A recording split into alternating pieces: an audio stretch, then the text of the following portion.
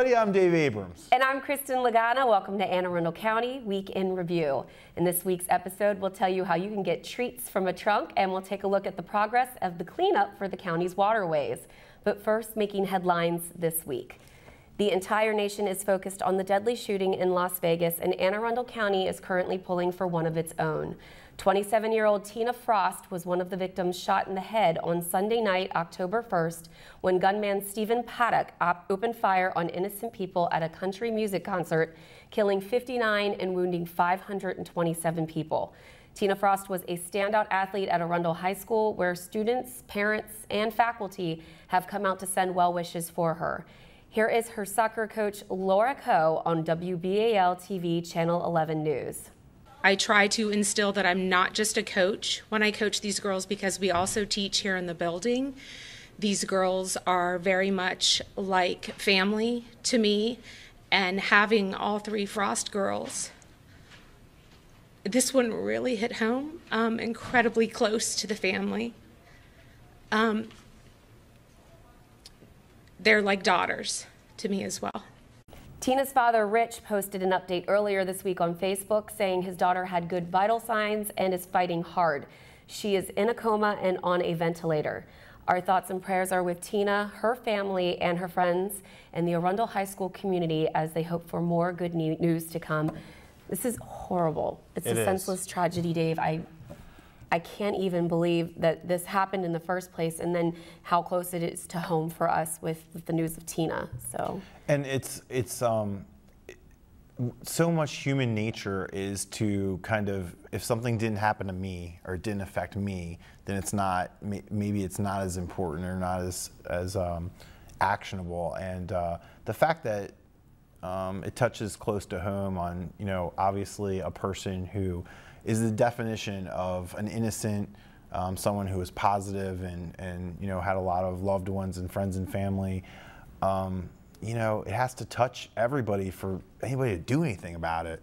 And it's really just, it's got a lot of people just really with no idea what to do. It's been very difficult to read articles post the event, read other stories. Of course, Tina, our hearts go out to the friends and family of Tina, but to all the other victims as well. Absolutely. So we are thinking and pulling for you, Tina. And we got to do something. We got to figure out something to do. We can't just let this stuff keep happening. It's happening too often. It is. Well, the violence in Las Vegas followed a week of natural disasters, with hurricanes hitting Houston, Florida, and Puerto Rico, just to name a few places. Well, Anne Arundel County Schools is stepping up with a fun promotion to offer financial support. Thank you, Dave. There we go. We can always count on Bob Mosier. Yeah. We all know that October means snow is on the way. Woohoo. And school spokesman Bob Mosier is the guy who tells us if we have to go to school or not. That's where you come in. You can purchase one of these beautiful sweatshirts that says "Keep Calm and Bob Will Call" with a snowflake logo sporting the Maryland flag. Proceeds from the sale of this sweatshirt, which is produced by our great students at the Center for Applied Technology South at South River High School. South River High School, shout out. All of the proceeds go to hurricane relief efforts. Now, if you would like to purchase a sweatshirt or a t-shirt, they have a t-shirt, it's teal. Woohoo. Just go to catsouth.org and place your order now. Isn't that a cool idea? Yes, I'd like to put it out to Bob this year that when he calls to close school for snow, because we're going to have a lot of snow this year. Oh, here we go. Why should we believe you? You were so wrong last year. I was snow disappointed last year, and this year's the year, baby. We're going to have some snow. I want to know why. I mean, I'm going to ask this to Bob, but Bob, I hope I'm not, stepping out of turn here. Right. But Bob is a lifelong Redskins fan, and that sweatshirt is purple. Well, purple's fine. That sweatshirt is purple. But what I was going to say is, Bob, this year when you call around to close school, I really love the Adele. Yeah, what song should he do this year? I think he's got to do a riff on Tay-Tay's. Look what you made me do, look what you made me do, look what you just made me do. Boom, the gauntlet has been put down, Bob Mosier. Look at it, snow, look what the snow. Now his daughter just went off to college, so this time he's going to have to sing all by himself. She can call up and he can record it, or she can come home for that. We need the Mosier remix. Here we go. We want to see it, Bob. We want to see some Tay-Tay. Let's go. Let's go, Bob. Make it swift. Oh! Oh my gosh. Okay. I can't wait for this. Anne Arundel County has announced a major new effort to stop gang activity. Last week, County Executive Steve Shue announced a special task force between the city of Annapolis and the county to investigate, charge, and convict street gangs. Police Chief Tim Altamari stressed that Hispanic and Latino residents should not be afraid to call the police if they feel threatened. My message is, we're here for you. We're not going to let somebody terrorize you. You matter to us. So we're asking that you call. When you're afraid, call. I promise you, we will not leave you hanging. You matter to me every bit as much as anyone else. You matter to my boss every bit as much as everyone else. We're here to help you. We don't care where you come from. If you're being victimized, we'll help you. The Anti-Gang Joint Task Force will include officials from county and city police, as well as federal law enforcement. The police department has set up a special hotline to make anonymous tips on gang activity. You can call 410-222-4700. I was really impressed by the presentation that they gave on this because, you know, it's about forming a gang task force, but everybody up there at the podium spent most of their time just begging people in the Latino and Hispanic community, listen, we want to help you. Don't be afraid, because people come from countries where the police will just come lock you up and put you in a camp and never be seen from again, plus cartels who will just outright murder people in the streets. And, you know, these people in our local government really care about the people who live here, and they want to help. And so please, you know, for our English-speaking friends who have relatives who maybe don't speak English as a first language, or please help and they come encourage from another them, country, you know, tell them that they don't need to be afraid of our police department, and that, you know, we're not going to let gangs and cartels try to intimidate and conduct violence in this country. So Exactly. So especially in this county. And not in this county, it ain't happening. Not in my county. Well, we're going to take a quick break, but when we come back, we will talk to Erik Michelsen from the county's Watershed Protection and Restoration Program. Take a look at community calendar events for things happening around town, and we'll be right back.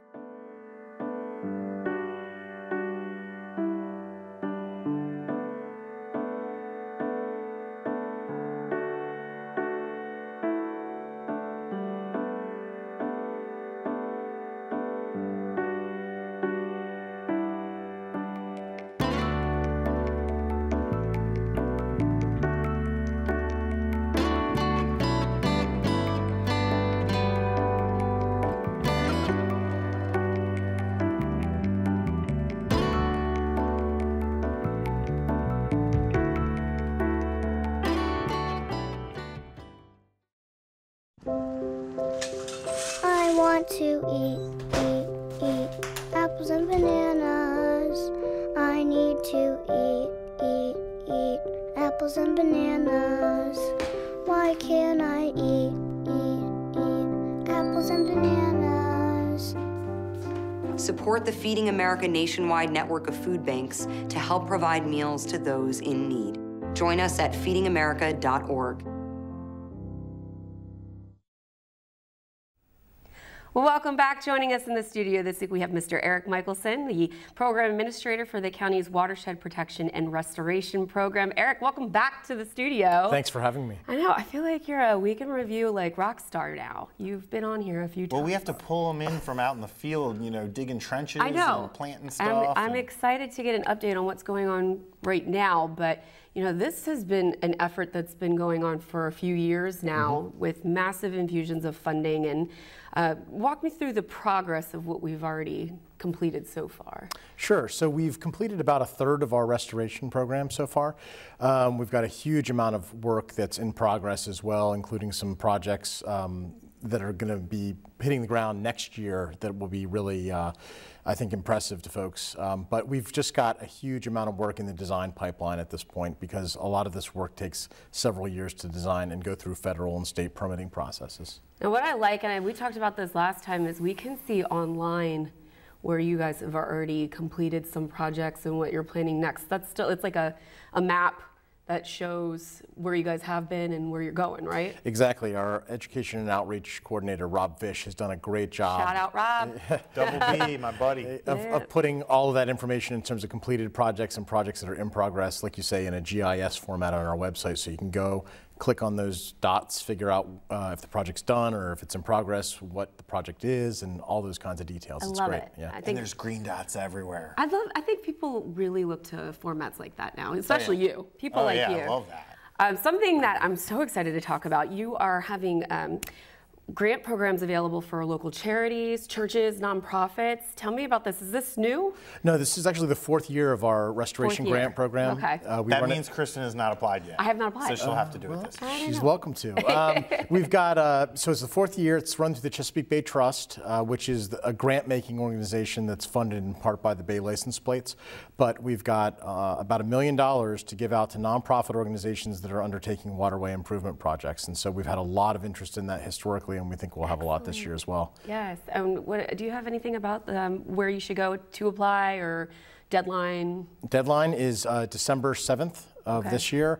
If you want to find out more about the program, go to cbtrust.org, which is the Chesapeake Bay Trust website, or our website, which is aaRivers.org.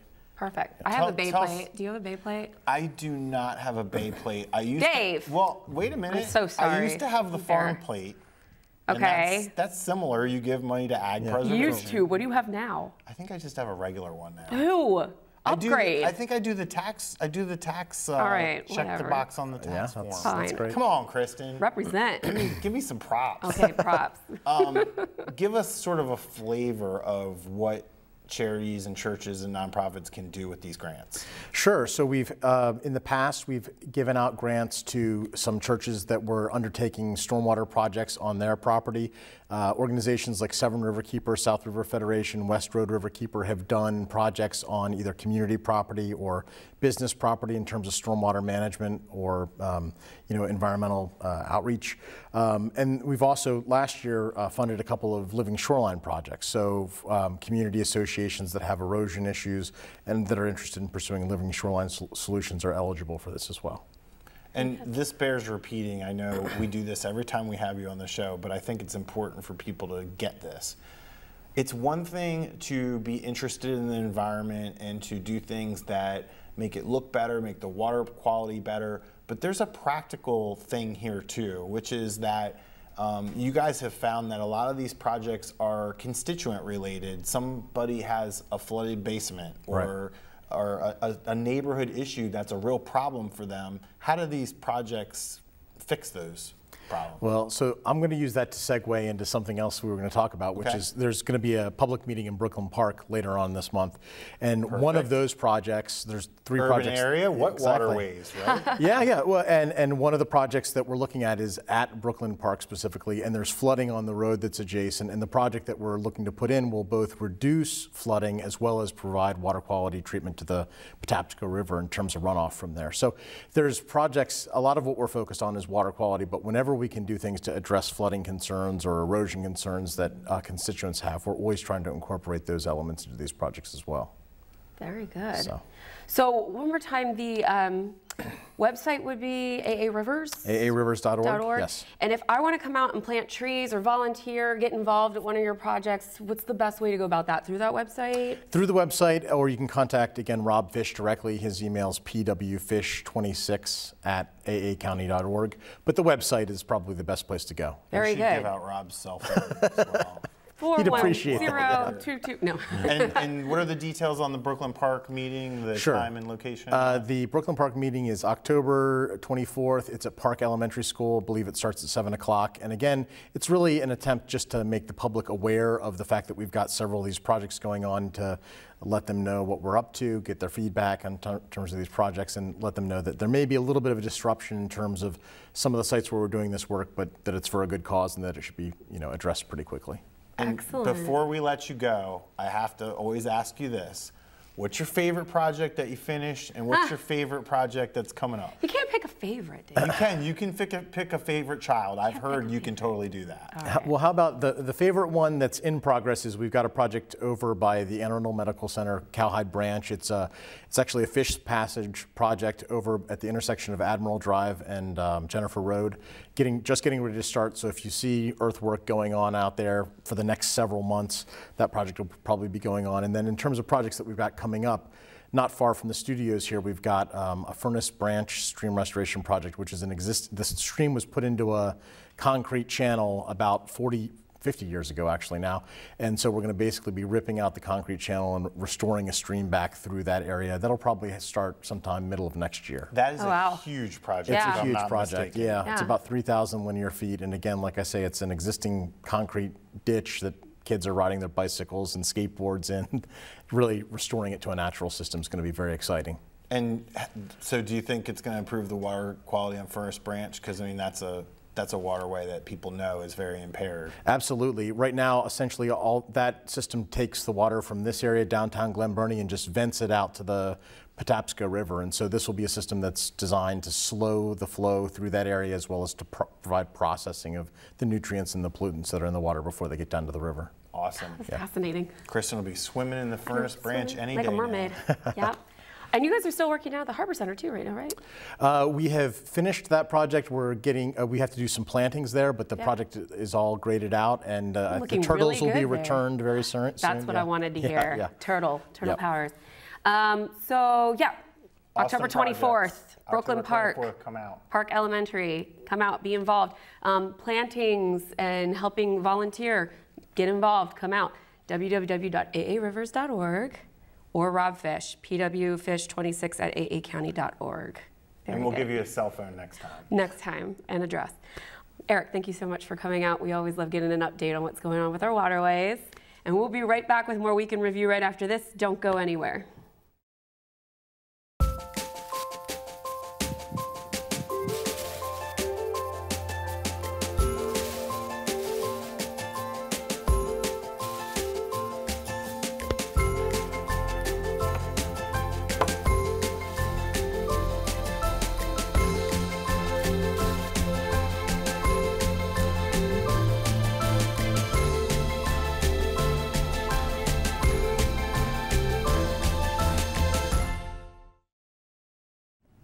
Welcome back. Lots of parents prefer daytime activities for the little ones for trick or treat. Well, Sara Gannon has details on a trunk or treat event coming up at Northeast High School. Sarah?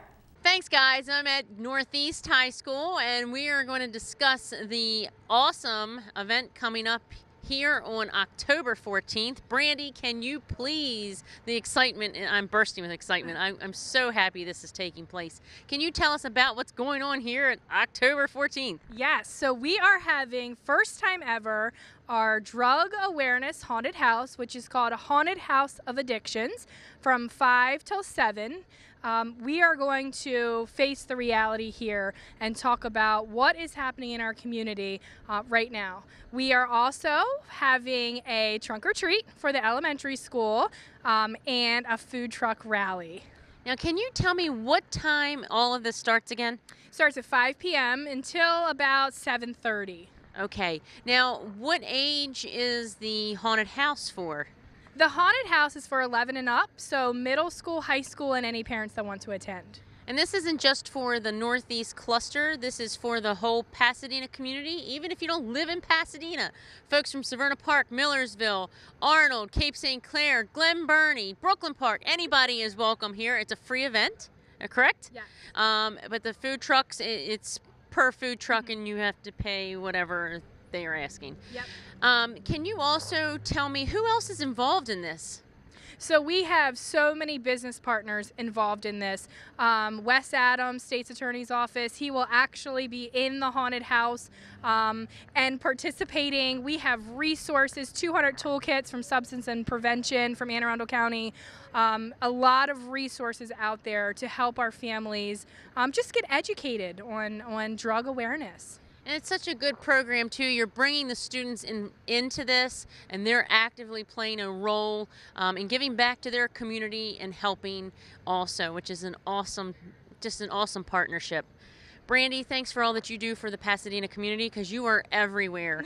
I see her at Pasadena Business Association. I see her at different recovery meetings, and she's all over the place. So thanks again for all that you do for the Pasadena community and for the Northeast High School and the cluster. You're welcome. Thank you. And I'm sending it back to you in the studio. Dave, food trucks. I know, right? Food trucks. Who cares about the kids? I want some tacos. I mean, I'd be like, can I borrow your kid? Hey, go run around and get candy. Come back over here when you're done. Nom, nom, nom, nom. No, great news. You Yeah. don't have to have a kid to go. I know.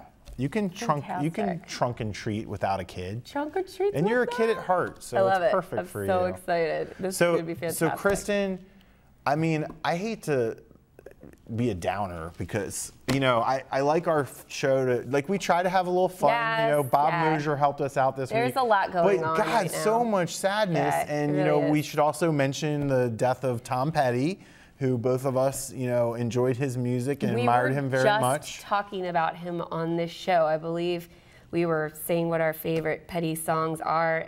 It was Go, top three, go. Well, it was either right before or right after. I actually went and saw him in concert in Baltimore at the end of July. So I'm very grateful that I decided to go. So shout outs to Robin and Jess for taking me to the Tom Petty show. Good job, Robin and Jess. Thank you. My favorite Tom Petty songs.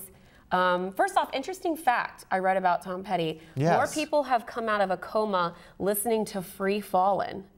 Really? I thought that was an interesting fact. And I think it's because I know it's something musically, but with the swell of the, 'cause I'm free, I think that really just kind of, I don't know what it is. I think it's musically just awakens you.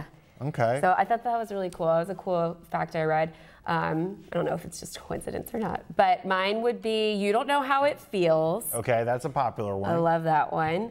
I know it's overplayed, but I love Won't Back Down. I Won't Back Down. And I really have been playing that a lot this week with everything that's been going on. It's my personal picker-upper. Okay. My and number third, 3.